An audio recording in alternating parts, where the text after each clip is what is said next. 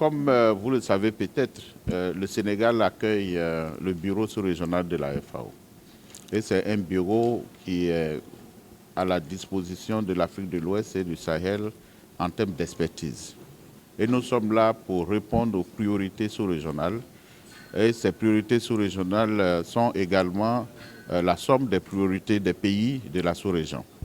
Alors donc le bureau se réunit tous les ans pour faire le point de ce que nous avons pu réaliser au niveau de la sous-région, faire le bilan de nos résultats, montrer ce bilan aux pays de la sous-région, au gouvernement de la sous-région et également faire la planification de ce que nous allons faire cette année.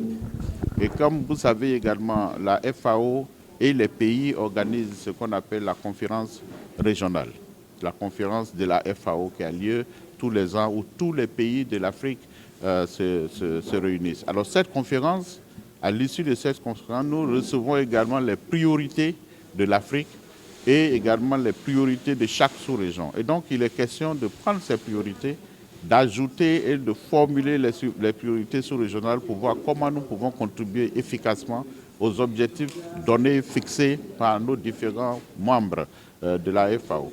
Et pour ce cas précis, c'est les pays de la sous-région et les organisations sous-régionales, c'est-à-dire la CEDEAO, le CIRS, l'UEMOA, le G5 Sahel, avec qui nous travaillons et qui nous aident à définir nos priorités et qui sont en liaison avec les priorités nationales de chaque pays où nous travaillons. Donc c'est très, très, très important cette réunion de planification, de bilan et de planification. Et à cette réunion participent les pays, il y a beaucoup de pays qui sont en ligne, les ministres qui participent et également nous avons les représentants, les ambassadeurs des pays de l'Afrique de l'Ouest qui nous représentent à Rome, près de la FAO, près du FIDA, près du PAM et qui représentent, qui participent non seulement en ligne, mais qui sont présents ici avec nous. Et donc à côté de moi, on a l'ambassadrice du Niger qui gère sous le sous-groupe des ambassadeurs de l'Afrique de l'Ouest au niveau de Rome. Et nous avons aussi l'ambassadeur de la Côte d'Ivoire qui nous ont fait l'honneur de venir ici pour pouvoir participer à cette réunion avec nous. Les priorités, nous avons 4 grandes priorités, c'est-à-dire les priorités de comment rendre les chaînes de valeur plus durables et résilientes, comment gérer les ressources naturelles que nous avons, et comment faire en sorte qu'on réponde de façon plus efficace à tous les conflits, les crises, la résilience au niveau de la sous-région. Et la dernière priorité, pas la moindre, c'est la priorité sur l'employabilité des jeunes et des femmes. Et c'est ce qui a été choisi cette année comme thème de cette réunion multidisciplinaire.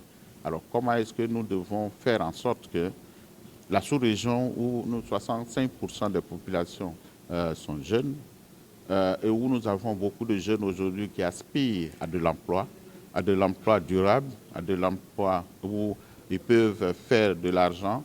Comment est-ce que la FAO et ses partenaires puissent aider, et les pays puissent aider cette jeunesse à contribuer au développement économique et social de nos pays?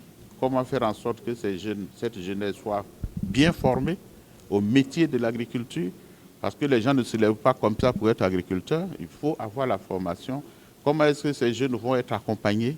Comment est-ce que ces jeunes vont avoir accès aux services financiers, aux investissements, au marché et tout ceci? Alors donc, nous réunissons cette fois-ci pour pouvoir discuter de tout ça. Et quand je parle de jeunes hommes, je parle de jeunes femmes, mais je parle également des femmes. Et c'est très, très, très important que l'Afrique de l'Ouest, qui est l'une des, je peux dire, des ressources les plus importantes que nous avons, c'est notre jeunesse. Mais cette jeunesse constitue également une bombe. Si elle n'est pas entretenue, si la jeunesse n'est pas encadrée, si on ne donne pas de l'emploi de façon durable à cette jeunesse, ça risque d'être un problème de société pour notre sous-région.